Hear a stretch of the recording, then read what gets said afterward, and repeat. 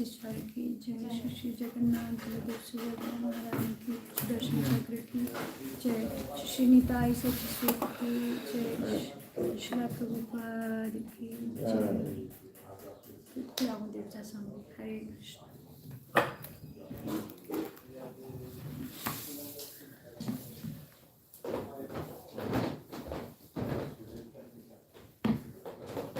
ओम अज्ञानातिमिरन्धस्य ज्ञानाञ्जनशलाकया चक्षुरुन्मीलितं येन तस्मै श्रीगुरुवे नमः।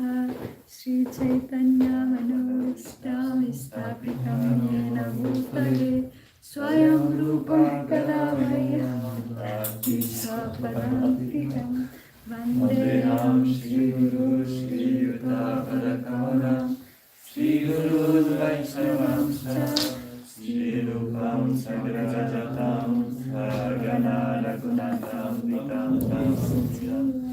सद्वैतं सावधूतं परिजनसहितं कृष्णचैतन्यदेवं श्रीराधा कृष्णपदं सहगणा ललिता श्रीविशाखान्वितं च। हे कृष्णा करुणा सिन्धु दीनबन्धु जगत्पते गोपेश गोपिकान्त राधाकान्त नमोस्तुते। भक्तकाञ्चन गौराङ्गी राधे वृन्दावनेश्वरी विश्वभानुसुते देवी प्रणमामि हरिप्रिये। वञ्चाकल्पतरुभ्यश्च कृपा सिन्धुभ्येव च पतितानां पावनेभ्यो वैष्णवेभ्यो नमो नमः। जय श्री कृष्ण चैतन्य प्रभु नित्यानन्द श्री अद्वैत गदाधर श्रीवासदि गौरभक्तवृन्द। हरे कृष्ण कृष्ण कृष्ण हरे हरे हरे राम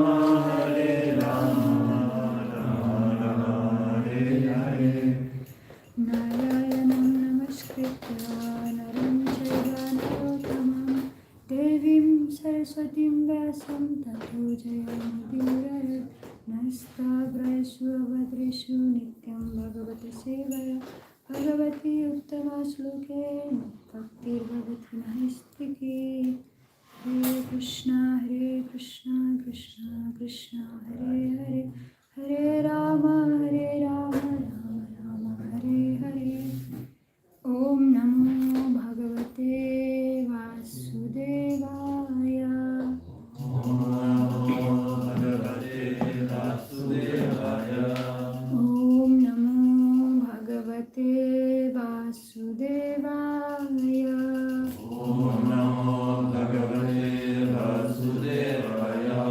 ओम नमो भगवते वासुदेवाय। ओम नमो भगवते वासुदेवाय। श्री राधा ईश्वर की जय, जगन्नाथ गुरुदेव सुभद्रा महारानी सुदर्शन चक्र की जय, नरसिंहदेव भगवान प्रहलाद महाराज की जय, श्री पंचतत्व की जय, श्री निताई सती की जय, श्री गुरु परंपरा की जय, श्री प्रभुपाद जय।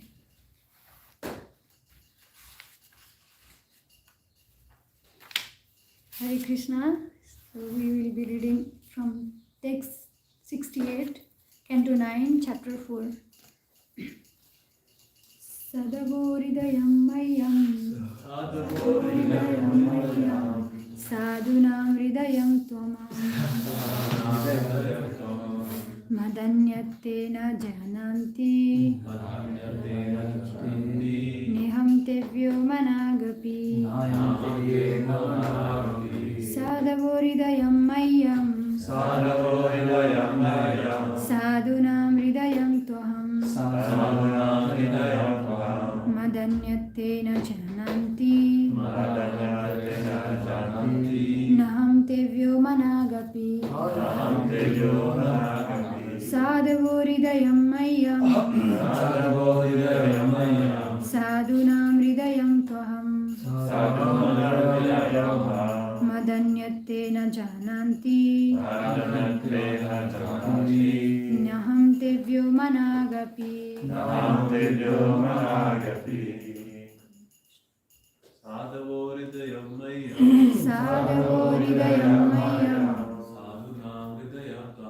Sadhunam hridayam tvaham Anyatena jananti Madanyatena jananti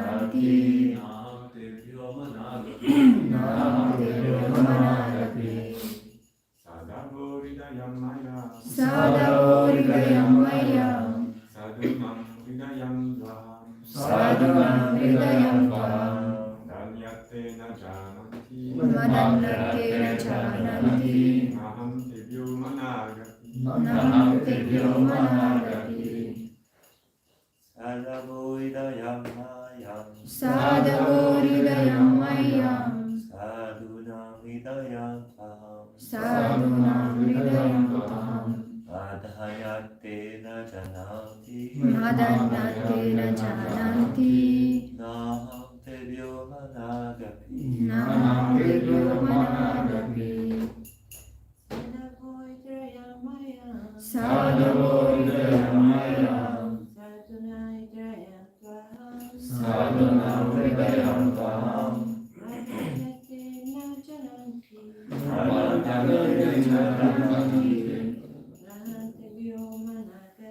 Naham tevyo managapi Sadhava, the pure devotees, Hridayam, in the core of the heart, Mayam, of me, Sadhunam, of the pure devotees also, Hridayam, in the core of the heart,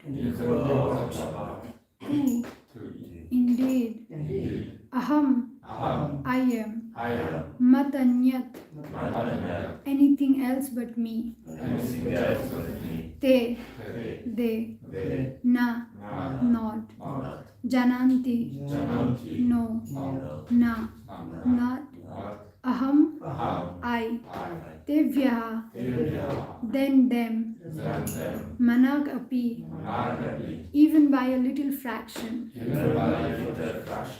Translation by Avacharan Bhaktivedanta Swami Srila Prabhupada. Srila Prabhupada ki jai.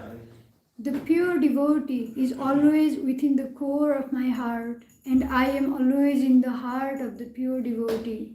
My devotees do not know anything else but me, and I do not know anyone else but them. Srila Prabhupada ki jai. Purport by Sri Bhaktivedanta Swami Srila Prabhupada. Since Durvasa Muni wanted to chastise Maharaj Ambarisa, it is to be understood that he wanted to give pain to the heart of the Supreme Personality of Godhead. For the Lord says, Sadavoridayam mayam, the pure devotee is always within the core of my heart. The Lord's feelings are like those of a father who feels pain when his child is in pain. Therefore, offenses at the lotus feet of a devotee are serious. Chaitanya Mahaprabhu has very strongly recommended that one not commit any offense at the lotus feet of a devotee. Such offenses are compared to a mad elephant, because when a mad elephant enters a garden, it causes devastation. Therefore, one should be extremely careful not to commit offenses at the lotus feet of a pure devotee. Actually, Maharaj Ambarisa was not at all at fault. Durvasa Muni unnecessarily wanted to chastise him on flimsy grounds. Maharaj Ambarisa wanted to complete the Ekadashi Prana as part of devotional service to please the Supreme Personality of Godhead, and therefore he drank little water. But although Durvasa Muni was a great mystic Brahmana, he did not know what is what. That is the difference between a pure devotee and a so-called learned scholar of Vedic knowledge. The devotees, being always situated in the core of the Lord's heart, surely get all instruction directly from the Lord. It's confirmed by the Lord himself in Bhagavad Gita 10:11. Tesamevanu kampartham aham ajnanajam tamaha nasayami yatma bhavastu jnanadipena bhasvata. Out of compassion for them, I, dwelling in their hearts, destroy with the shining lamp of knowledge the darkness born of ignorance. The devotee does not do anything not sanctioned by the personality of Godhead, by the Supreme Personality of Godhead. As it is said, Vaishnavera Kriya Mudra Vignehana Bujhaya. Even the most learned or experienced person cannot understand the movements of a Vaishnava, a pure devotee. No one, therefore, should criticize a pure Vaishnava. A Vaishnava knows his own business. Whatever he does is precisely right because he is always guided by the Supreme Personality of Godhead. Srila Prabhupada ki jai. Such an important verse and very beautiful. It feels like a poetry in this verse. But we understand from this verse how what is the position of a pure devotee and what is the emotional state of a Lord when a pure devotee is concerned. It's not just something poetical exaggeration. It is like literal sentiments of Lord Krishna, the Supreme Personality of Godhead. How beautiful it is. And sometimes we have heard many times the acharyas so emphasize this is one of the very quoted verse of the Bhagavatam, and why they put so much emphasis on this because we think like devotees just as a part, as an ordinary, we may think, and this is a warning for us what is the position of a devotee and what is the feelings, the emotions of Krishna when it's concerned his pure devotees. When it concerns his pure devotees, we are not still there. Yeah, sorry, before I already started, but I really seek your blessing so I can do some justice, just without no realization, just speaking few words what I have heard from my seniors. I did not have so much time to prepare, I just got time to read a little bit. So please, I beg forgiveness and I beg for your mercy, and I beg on your, if you need correction, please stop me. If you feel like I need correction. Hare Krishna. So from this verse, we understand that a devotee is not an ordinary person, and how we can become a pure devotee. Here we see the example of Ambarisa Maharaj. Just we previously saw also how his all body and his senses are engaged in serving Lord and pleasing the Lord. His heart, sense, mind, and all his soul is put into the satisfaction of Lord Sri Krishna, Supreme Personality of Godhead. Just to recite a context, I mean, maybe not everyone is here. Everyone knows who is Durvasa Muni and Ambarisa Maharaj. Ambarisa Maharaj, he was such a humble devotee, despite of his position of being a great king. He was ruling the entire world, but he was such a humble and pure devotee of the Lord. And this is how we know also a pure devotee of the Lord. No matter in which position they are, no matter how much wealth, how much power, what acquisitions, skills they have, they always remain humble. Not just outside, just to show I am humble, but they really from inside, they feel like I am nothing. Whatever is given to me just by the mercy of the Lord, and it will be taken in the blink of an eye. And they really believe it, and they live it, just not to give us an example. Yeah, we have learned in Bhagavad Gita what a great person does, common man follow. And as a king, he has an example to set. And we also understand that. But here his humility, his compassion, his forgiving nature, these qualities, it's just not to show us as an example, but he really lives it. He really mean it. Like we have seen in, so it's just the one example, we have seen in thousands and thousands of examples. And the acharyas always emphasize on this quality of the pure devotee also. In Chaitanya Charitamrita, we have seen so many devotees, example of so many devotees. One of them I can remember now is Haridas Thakur. How he was exalted personality, and he was not an ordinary person. He was an expansion, we can say, of Brahma and Prahlad himself. But he considered himself such a lowest of lowest, and he didn't even thought that he was qualified to associate with Lord. There are so many instances when Srila Chaitanya Mahaprabhu, when he was getting old, and he didn't stop chanting. He was doing every day 192 rounds of the chanting of the Mahamantra. And it takes like whole day and whole night. If we try to, with our mind, like logical mind, to calculate how long it takes to complete this 192 rounds. And he like barely, I can't imagine, he barely had time to maybe eat or like what to speak of any other things, having time for any other things. Just satatam kirtayantumam, just constantly engaged in the chanting of the names of the Lord. And he was getting old, and once there is this pastime, Govindaji came with the prasad of Jagannath, and he offered him prasad, but he was not able to finish his 192 rounds. And he said, I offer my obeisances to the prasad, but I cannot eat because I didn't finish my rounds. In such an example, and there are so many instances, many times Chaitanya Mahaprabhu asked him for a benediction because he was so pleased by his devotion, by his love, and by his humility. But he didn't want there, like when during this Mahaprakash Leela, Chaitanya Mahaprabhu was there, and he was giving benediction to all the devotees. And once Haridas Thakur, he came, and then he asked him to ask him a benediction, but he said, I'm not qualified to ask anything. But he insist him, and he reminded of this pastime of when Haridas Thakur was beaten in 22 marketplaces by this followers of the Kaji. Is it followers of the king? What is kings? Followers of the kings. He was yes, because they were because Haridas Thakur was becoming more and more famous in the eyes of that and certain personality, and he didn't, because of his envious nature, he wanted to defy. So many times they tried to defy him by sending a prostitute, or so many incidents like this, and he was beaten in 22 marketplace.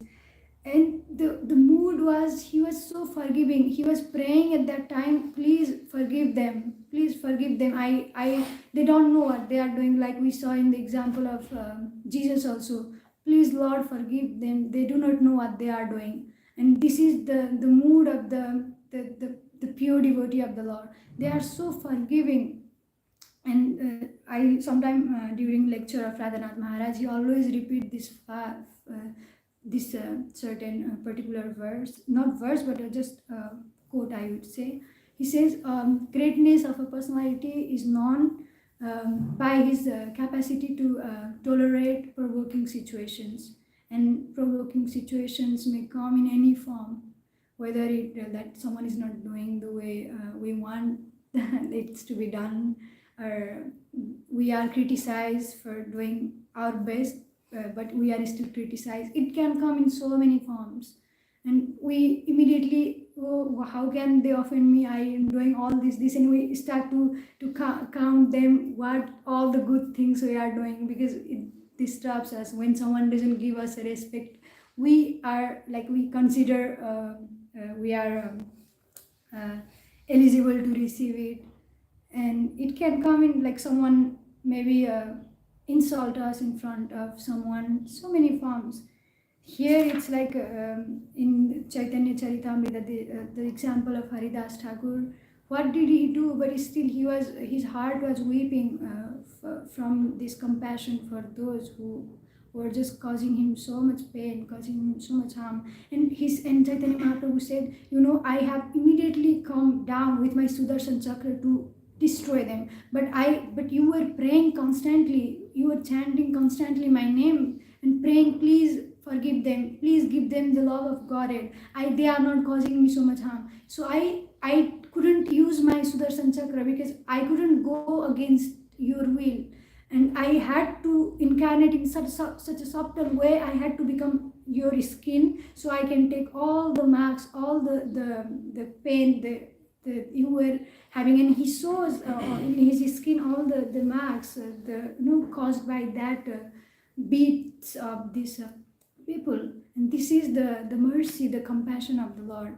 This is very hope-giving, this verse, how it's just not something philosophical, it's just not something here, it's written. We have seen in like thousands and thousands of examples how when a devotee cries with a sincere heart, Lord always come, always, and here also. And then he asked to Chaitanya Mahaprabhu asked to Haridas Thakur, please ask for a benediction. And what Haridas Thakur asked, he says, if you really want to give me benediction, even though I'm not qualified by your causeless mercy, I will want that life after life, eternally, that I be able to receive the remnants of the prasad of your pure devotees. It doesn't matter in which form, whether it be insect, whether it be a dog, if I'm just next to the pure devotee and if I can take that remnants of your pure devotees, I do not want anything. I know I'm not qualified, but because of your causeless mercy, I am asking this. And there is another instance also. He was Chaitanya Mahaprabhu is so pleased by his devotion. He has please asked some benediction when he was old and he was not able to complete his rounds and he was not eating and he was kind of sick, and this rumor like this news has spread, and Chaitanya Mahaprabhu came to visit him personally. And I heard that your health is not in good condition. Why you are not eating? You don't need to chant all this. You are old. He said, no, please don't say this. My physical body is good. It's just my spiritually I am diseased. And it's not just to say. He was saying that he really felt he was diseased spiritually. Even though he was a pure devotee, he had all the qualities of a pure devotee. All the qualities, obviously, and he was such a pure devotee, but he considered himself such a fallen.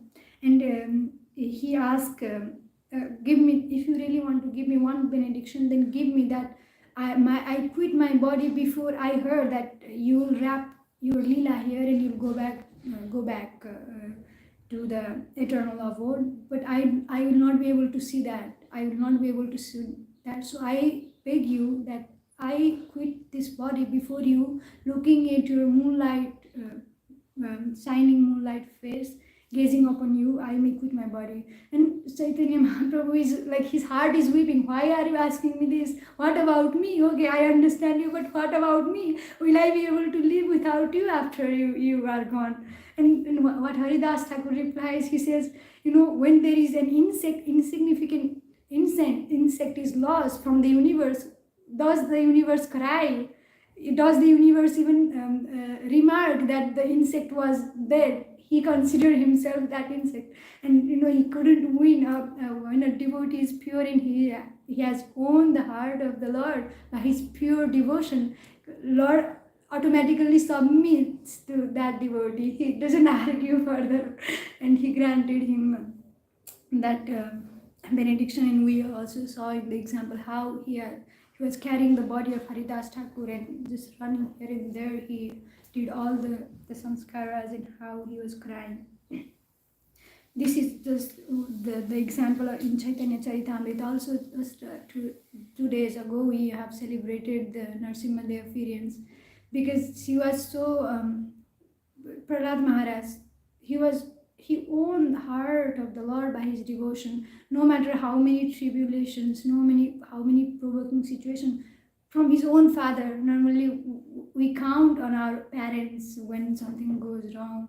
But here it was his so-called father who was the worst enemy. But no matter what was the circumstance, he didn't give up. Oh Krishna, why are you doing this to me? I have done so. I'm doing so much for you. I am not giving up your name. I'm so surrendered, but you still continue to give me all this pain. It was not his mood, because a mood of a devotee is no matter in which circumstance you put me, it's your blessing. And we have seen in all the examples of the scriptures, it's through this difficult situation, through this provoking situation, that their devotion was more intensified and glorified. Srila Prabhupada always give this example of, when a gold is put into the fire, it starts to shine such with brightness.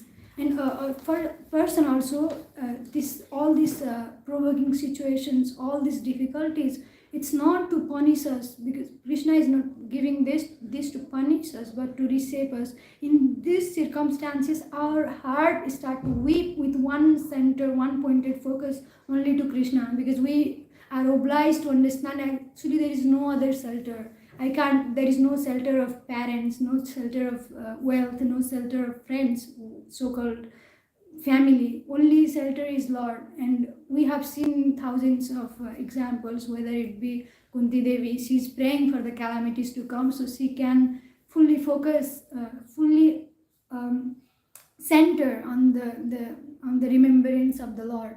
And whether it be Prahlad Maharaj, all these tribulations was just there to increase his devotion. And whenever we are also facing, whenever Krishna is giving us what we want, we are good still. But the heart, the surrender of the heart, the pain of the heart is not there. We are still grateful, but when really nothing is going your way, and in every possible way you are just facing the difficulties, and in that condition we didn't obviously face those situations with same intensity as Prahlad Maharaj, or like so-called this Mahajans, Ambarisa Maharaj. In our little endeavor also, we are facing this kind of difficulties in little way, and every time we feel the reciprocation of Krishna when we turn towards him. There are two ways we can deal with the difficult situation and provoking situation. Whether you will feel like, after all I have done, why I am receiving this? Why? Then the people start to question, why bad things happen to good people? Why this is happening to me? And then you are moving away from the Lord. And the another mood, the mood of a devotee, a sincere, someone who really sincerely want to practice. It's like, thank you, Krishna, you are putting me in this situation, so my eyes will be open. So this ignorance will be gone. So I can see you in every way. I can see you behind every situation. So I can fully take your surrender. You are making me blossom. I'm just a caterpillar. Just to transform to the butterfly from this caterpillar, it's very painful process. Without, there is the saying, no pain, no gain. And Krishna, let's try not to see when things doesn't go our way as Krishna is punishing us, but he's trying to position us so we can become something he wants us to become. So we are always praying because we are what Srila Prabhupada gave. Srila Prabhupada gave this to us, all this scripture, made this movement, so we can pray to Krishna, we can cry to Krishna in the mood of the eternal servants of Krishna, Gopi or Arjuna or Ambarisa Maharaj or Haridas Thakur. So in that mood we call out the name and we completely depend on that. We are not in that level, but there is a hope, because that's what Srila Prabhupada wants us to at least endeavor. There is one story, we all have heard this story. When a bird was flying and he was carrying his egg and it falls down on the ocean, and that bird, because out of his love, he couldn't imagine losing his child, which is in that egg, and try with just, he goes to take one at a time a drop of water so he can empty the water and take back his eggs, and he is doing it such an endeavor, and then this incident is seen by Garuda, who is the carrier of Lord Vishnu, and he comes for their help, because in a desperate situation, in crying, he's trying to save up his eggs, and he's not willing to give up no matter what. One drop, just can you imagine a bird is taking one drop of water and trying to empty it so he can take back his eggs? This is our condition actually. The love of God, all that the acharyas are want us to go us and giving us all this is ocean, like ocean of love, and we are this little bird trying to take one drop. Will we be able to empty that ocean? Like, let's compare this ocean of this with this material existence, the darkness, ignorance, and that bird is trying to take out little by little. But when Garuda came, he was successful. And what is our hope? We have our spiritual master who was personally sent by Krishna. So we get help because he just doesn't give the principles and leave us there. Okay, you find out the solution. You do how you can. No, he also give us the way how we can achieve that.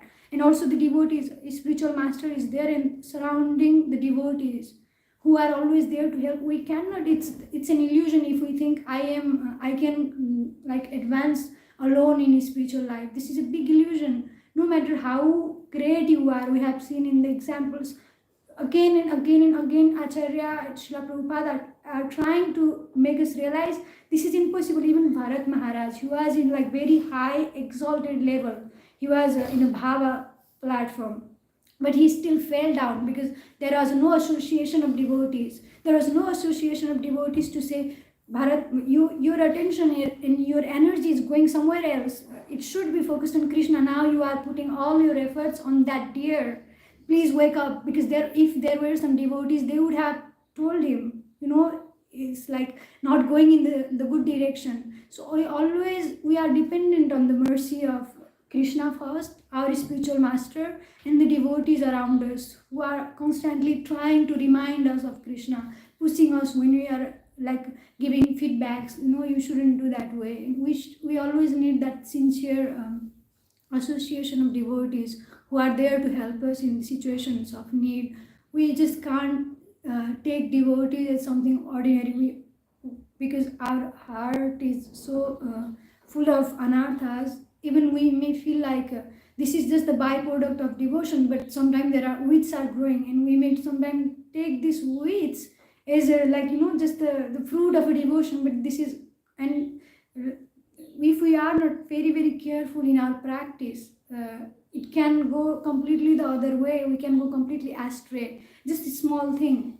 Srila Prabhupada always said, I said it is simple but not easy. So like a moment of inattentiveness will cause us a lot of harm. They say spiritual life is like walking on the blade razor. Little bit, there will be blood everywhere.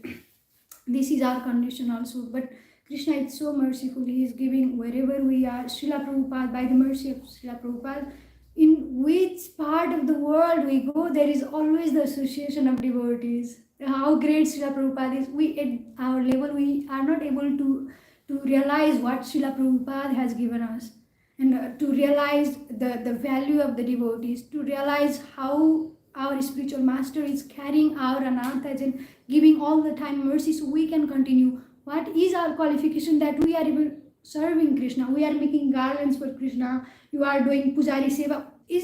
Are we even qualified to do that? This is the personal service which gopis are doing in Goloka Vrindavan. They are choosing the flowers, they are making garlands, they are dressing him, they are cooking for him. They are chosen. Not anyone can do that service. Here we are allowed to serve in such a way. Is it our qualification or by the mercy? I mean, can we even realize what we got? At least at our level, we like really take this as so cheap. We are not conscious of what we have received. So we just pray to God that He constantly remind us what we have received, so we don't take it as a cheap and we try to do for some ulterior motive, because this is such an exalted service. Let's always be conscious and the intentions, be always there to please Krishna and his devotees, who has taken so much pain and difficulties. Srila Prabhupada has taken so much pain and difficulties just to save us from this. This is the compassion of a devotee. He can't see the suffering of others. Here in this example also, Ambarisa Maharaj, what he was doing, Ambarisa Maharaj, it was not even his fault. Durvasa Muni was such a powerful mystic yogi. He was such a learned scholar. he had all the powers. He could like go anywhere in like a blink of a second. He could travel, he could fly, he had so many mystical powers, but he was full with envy and pride, and he couldn't tolerate that. And it's not even fault of Ambarisa Maharaj that because 1 year he was fasting, he was doing this Ekadashi Vrata for the welfare of the whole like subjects, his subjects, all the whole world. And if he didn't take something at that point, it would all the austerities would be nullified. All the he was doing for this, it would bear no fruit. So he had to take something in by the recommendation of the Brahmanas who were there. They said, you can take Charanamrita. At the same time, it breaks the fast. At the same time, it doesn't. This is the speciality of Charanamrita. So it's not that you are offending, you are eating before your guest, because this is not considered a food. You can break the fast at the same time and honor the guest at the same time. But and he did that because Durvasa Muni went to take a bath before he wanted to honor the prasadam. By his mystical powers, he knew Durvasa, Ambarisa Maharaj had taken, and he was furious because his false ego was hurt. This is our condition also. When someone doesn't appreciate what we do, or someone things doesn't go our way, we are like furious. How can that devotee do that? Doesn't he know who I am? I have been practicing like so many years. What does that just renew? Like in so many ways it can come. But we like, this is where we should be very, very careful. And if we are like being disturbed by that, we know our also level also where we are situated, and we need like really pitiful, in like weeping hard, we should cry to Krishna, this is my level and I have no hope. You are giving me devotees, I'm not able to appreciate them, they are around me, I'm not able to appreciate what service I have given. Just please help me. Just like in that, he sees our intention, not what you are able to achieve externally, but what is your intentions whenever you are doing something. What is your intentions? Is it to gain something for you? You are putting yourself in the center. At our level, we are trying to purify our hearts so we can understand the glories of the Lord and His devotees. We are not able to see it. And we may say, okay, to ask for the purification, it is still selfish. But no, if it's centered toward Krishna, if we want our heart to be purified so we can understand Krishna and we can serve in a better way, so it is still good.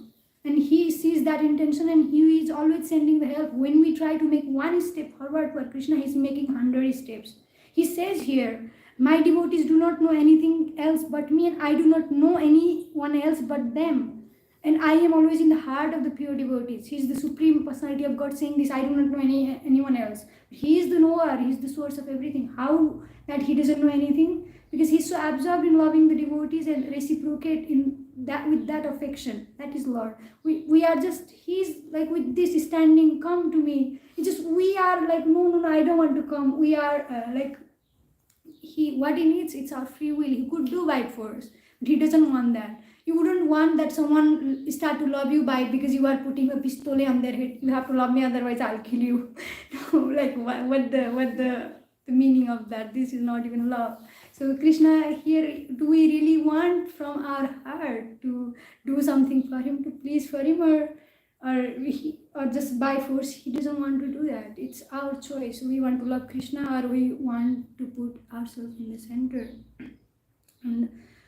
And here also we have seen in Durvasa Muni said, then after he made by his mystical powers he made appear a fiery demon, and he said, go and kill this offender. And when Krishna immediately, his Sudarshan Chakra came and destroyed that fiery demon within a second. He couldn't do anything, and after he's like that Sudarshan Chakra is running after Durvasa Muni. He is in fear. It describes 1 year he just flying all over the universe to asking for help, because he's not able to get rid of that Sudarshan Chakra. First he goes to Indra Loka, then he goes to Brahma Loka. Brahma, please save me. He said, no, I can't do anything. This is Vishnu's Sudarshan Chakra. I can't do anything. And he goes to Shiva Loka.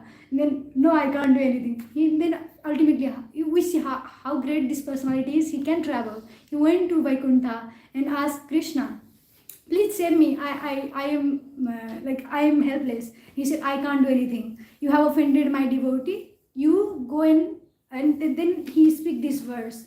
He said, I will not do anything because you have offended my devotees and I am bound by their love.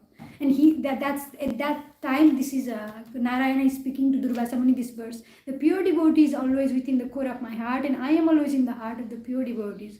My devotees do not know anything else but me, and I do not know anyone else but them. This is the love of the Lord, who is the supreme of all supreme, and how he is bound by an affection, by a sincere effort of a devotee.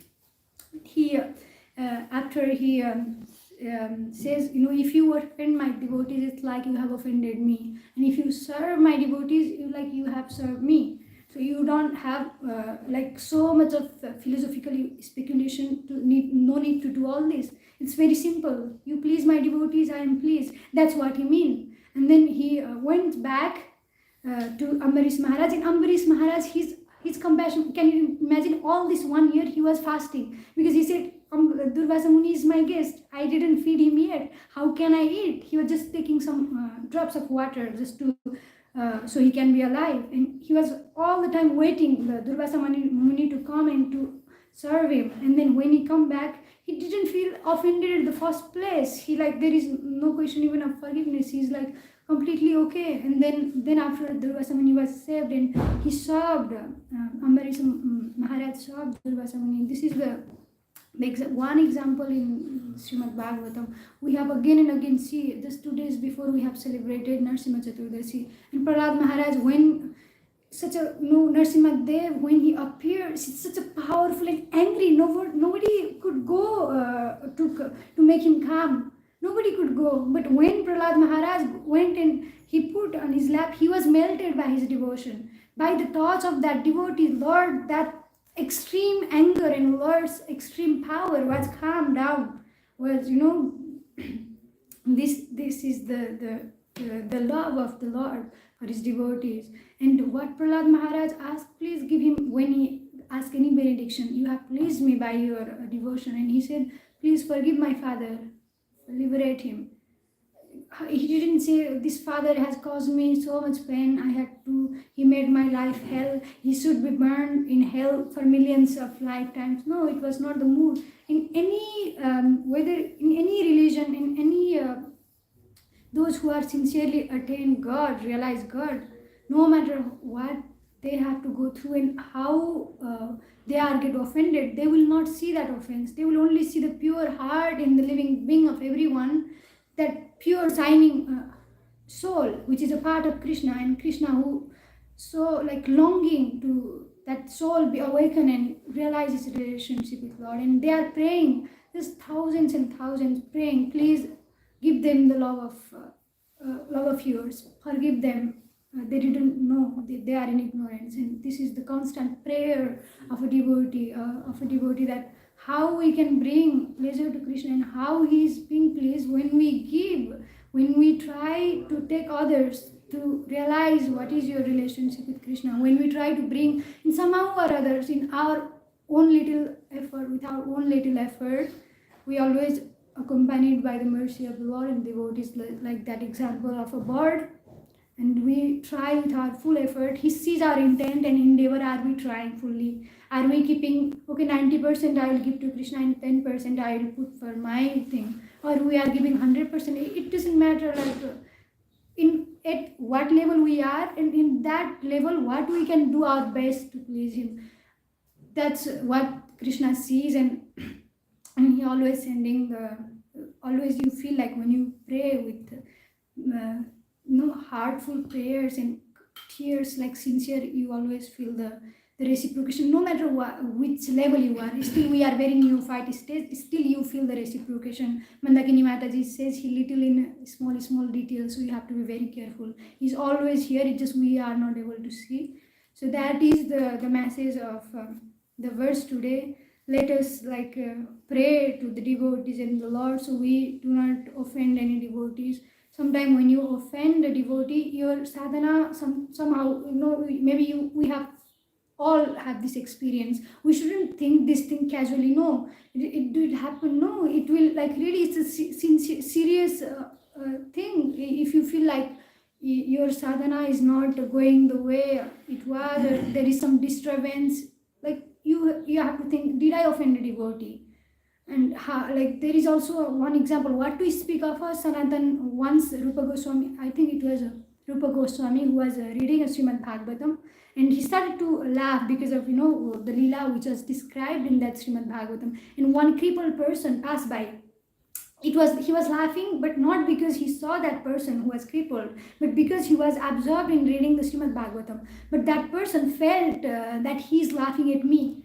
And you know, immediately after that, he lose his ecstasy. He lose this mood of the way he was reading, the way he was able to connect with the Shastra, the way he was able to meditate on the Lord. And then he doesn't understand what happened to me. Did I do something wrong? But I don't understand anything. He went to see Sanatan Goswami, his elder brother, and he said, you must, like, maybe offended a devotee. If you want to know how to know, invite them, like, make a feast, invite everyone from village, and the person who doesn't come is probably offended by you. And there is one person who didn't come, and he went to them and he said, why you didn't come?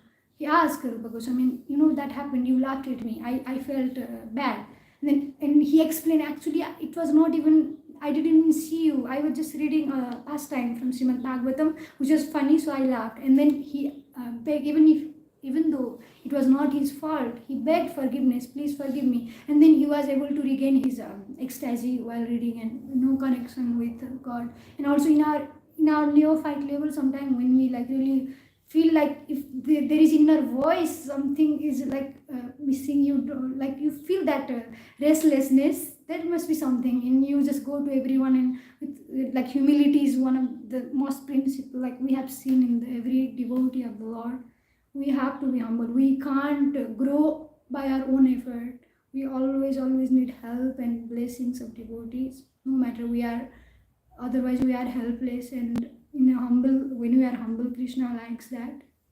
And we sincerely pray, please help me. And it's not we can go to Krishna, okay, I have offended a devotee, please forgive me. He will not. We have seen in this example, Narayan didn't forgive him. Instead, he spoke this verse. So if we know we have made something wrong, then we, like, sincerely, not just to showcase, okay, I in my heart I don't want to change, but still I'll go just say some words, flowery words.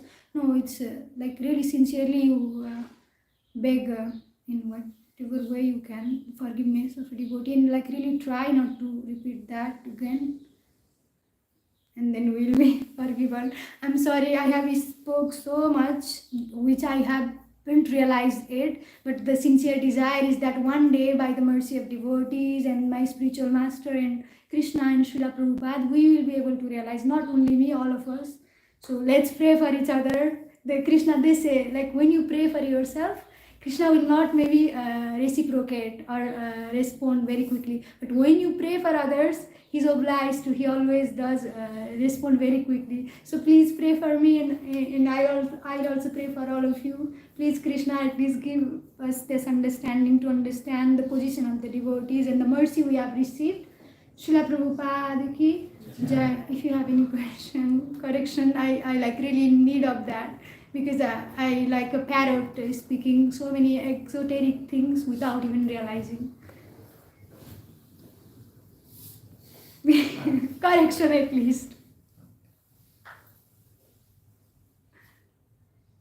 Nobody? Question.